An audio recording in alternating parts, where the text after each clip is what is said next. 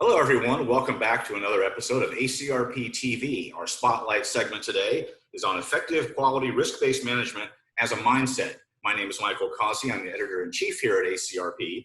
And we've got with us Sam Sather, who's the vice president of clinical pathways and a quality consultant. Sam's been a great friend to ACRP for many years. He's written for us and spoken and been very, very helpful to me in my coverage. So Sam, I want to thank you once again for answering the call and coming to help us today. Sure, Michael. Thank you for having me. So let's talk about quality risk-based management as a mindset. That's a big mantra for you, isn't it? What do you mean by that?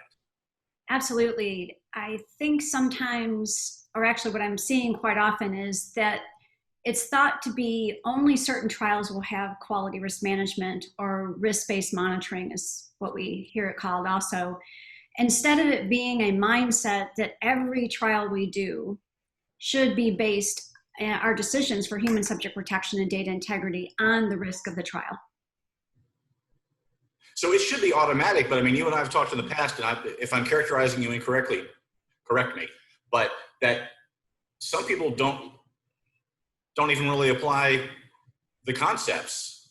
You got it. It's a little incredible to me, but a little scary. So what we have found is it starts really at study startup, where there might be the agreements between the different parties that are going to help the sponsor. So during the vendor management and choosing those service providers. And it may be already in the request for proposals and some of the early documentation and contractual agreements, where it already is talking about not or yes having a risk-based monitoring approach.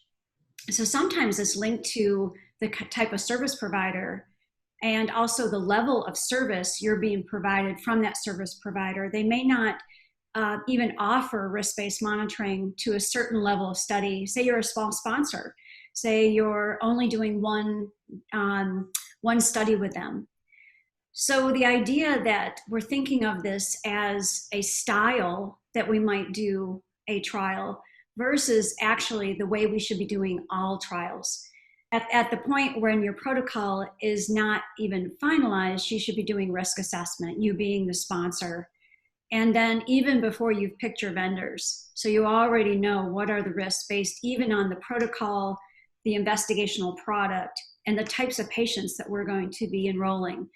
And then let alone later risk assessments on the kinds of sites we're going to be using, the kinds of vendors, have we experienced with them? Is it a new type of therapy that's not known or experienced by, say, even the investigators conducting the trials? So it's not whether we should do RBM for a trial, it's that how will we do the trial based on RBM? So I've had this quote said to me quite a few times, oh, for this trial, we're not doing RBM. And I always pause and go, really? I thought in ICHE 6, the new addendum in R2, that quality risk management is a way we should organize our quality systems. It's not whether we do it or not do it. So if you choose to do 100% SDV, source data verification, it should not be because, oh, this trial, we haven't allotted the funds or it doesn't meet the qualification to be RBM. We're thinking backwards. What are some of the downsides of not doing this? Or, I guess I'm speaking to those out there who say, hey, we don't need to do RBM this time. I think it's two things. One is the downfall, or the downside is those that are conducting the trial or working on the trial, the monitors, the study coordinators, the investigators, are thinking that it's a separate thing. So if we don't train people that that's how we actually have to think now, it's not just during the study startup, as I mentioned, it's also during the conduct. So if we don't lay out how we're going to oversee it or lay down the foundation of that mindset that we should actually be the investigator with the mindset of what could go wrong in this trial, how likely is it to happen? And if it were to happen, how bad would it be to our subjects and to our data? That if that mantra doesn't exist in how we think, if our systems don't support that, then we're likely that people are not going to behave that way. And so one thing is we don't ingrain the mindset of risk management if we do it the way that it's appearing right now, being separate. The other thing is the risk that you will have human subject protection issues or challenges, and also data integrity. So if we do everything the same way, just because we've done it before, we should be now way past that point. So it is very much a mindset. It is not this study, maybe we will, maybe we won't. So to default just to do 100% SDV, or just monitor the way we've always monitored, or to set up my trial the way I've always done at my site, we will have the same inspection findings again and again. So ultimately, human subject protection, data integrity, that's why we're being asked to think and behave differently.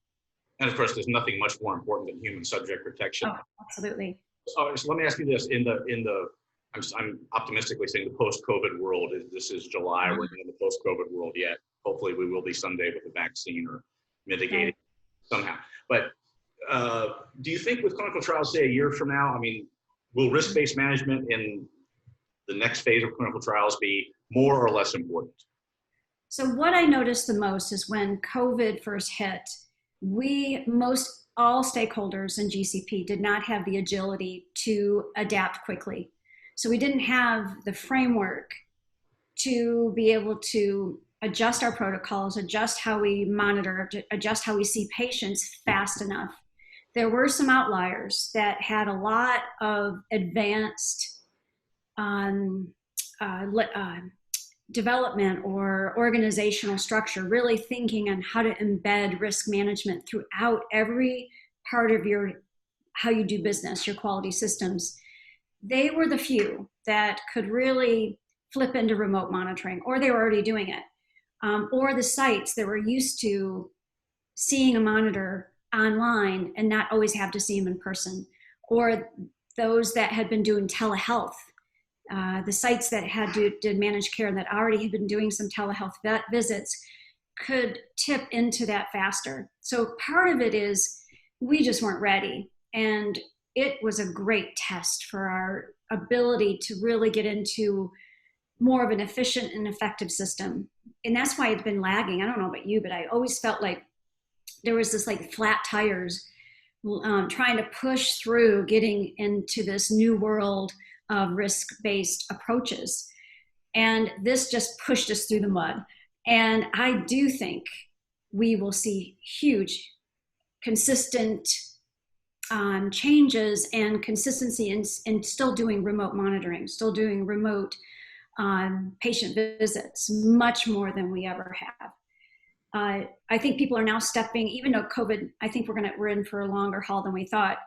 But I do think people are already preparing for the other side. And if you're not, you really need to be preparing. So doing an assessment of where did we struggle? Where couldn't we keep moving and going? And where are our gaps? And what can we afford? And what do we need to put in place that actually meets all the stakeholders' goals? And I think people are really thinking about that. They have to be prepared for that on the other side, because that'll be what we'll need to be doing. It'll be a hybrid. It'll be a hybrid for sure. Fantastic, thank you. We've been speaking with Sam Sather, Vice President of Clinical Pathways and a quality consultant and a great friend to ACRP, lo these many years. This is ACRP TV, our spotlight segment on effective quality risk-based management as a mindset. Sam, I want to thank you so much for giving us some of your time today. Thank you, Michael. Thank you. Appreciate it.